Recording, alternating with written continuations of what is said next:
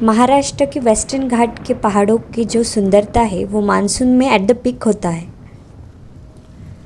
यूँ तो यहाँ का चप्पा चप्पा बारिश के मौसम में खूबसूरती का अद्भुत नज़ारा पेश करता है, लेकिन इनमें भी कुछ जगह बेहद नायाब है। तो दोस्तों, आज हम जाने वाले हैं एक बहुत ही खूबसूरत झरने पे जिसका नाम है नानीमाची। नानीमाची वाटरफॉल का कठिनाई स्तर जो है वो आसान है। Tracking time around 20 to 45 minutes का है। ये वाटरफॉल को विज़िट करने का जो बेस्ट टाइम है वो जुलाई से अक्टूबर तक मानसून के समय में ही है। नानीमाची वाटरफॉल ये रायगढ़ डिस्ट्रिक्ट के महाड़ तालुके में आता है।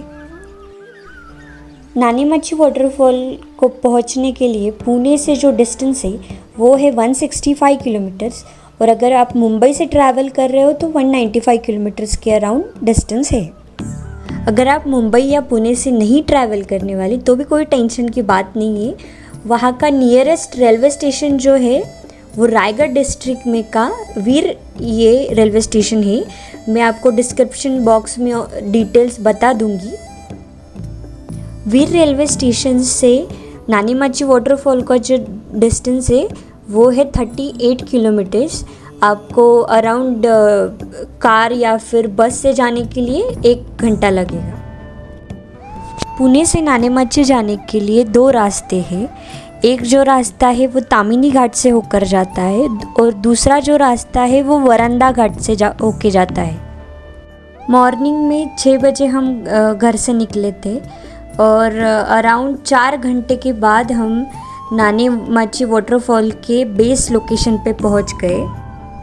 सुबह के 10 बजे हमने ट्रैकिंग शुरू किया। मौसम बहुत अच्छा था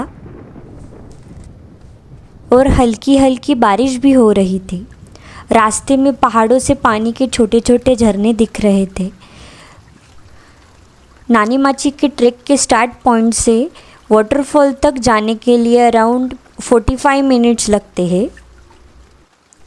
रेनी सीजन में जंगलों में फॉग हो जाती है जिससे दूर तक का कुछ दिखाई नहीं देता है, तो इसीलिए आप थोड़ा सा केयरफुल होके ही ट्रैक पे जाए। जंगल बहुत ज़्यादा घना है और नीचे खाई के ओर जा रहा है, सो आप थोड़ा सा केयरफुल होके ही ट्रैक करें। कुछ देर चलने के बाद अब घना जंगल शुरू हो गया था और रास्ता भी कठिन होने लगा था। प्राकृतिक नज़ारों को निहारते हम लोग चले जा रहे थे। वास्तव में अब जंगल बहुत घना हो गया था। झाड़ियों में रास्ता समझ नहीं आ रहा था।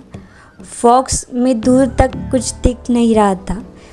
कुछ स्थानों पर रस्सी को झाड़ियों से बांधकर निशान बनाए गए थे।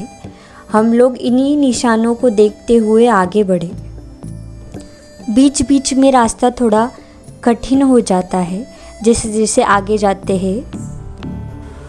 बड़े बड़े पत्थरों पे चढ़ के जाना पड़ता है या फिर बहुत सारे खेकड़े भी वहाँ पे है। जंगल है तो ऑब्वियसली एनिमल्स तो रहेंगे ही, तो बेटर है कि आप अच्छे से फुटवेयर जो कि फुली कवर्ड है जैसे शूज़ है या फिर फुल लेंथ ही कपड़े पहने। 20 मिनट्स के ट्रैक के बाद हम फाइनली वाटरफॉल के बेस तक पहुंच चुके थे। एकदम अद्भुत ऐसे नज़ारा था। एक बड़ी सी नदी 400 फीट ऊंचे पहाड़ से नीचे गिरकर झरने का रूप ले रही थी। वहाँ पर चारों ओर पहाड़ों पे छोटे और बड़े बहुत सारे झरनों की कतारें दिख रही थी। ऐसा दृश्य आँखों को बहुत ही सुकून दे रहा था। बट हम जिस टाइम पे गए थे तब बारिश बहुत ज़्यादा हुई थी, उस कारण से हम वाटरफॉल के एकदम पास में नहीं जा सके। हमने दूर से ही वाटरफॉल देखा और हम वापस जाने के जर्नी पे स्टार्ट हो गए।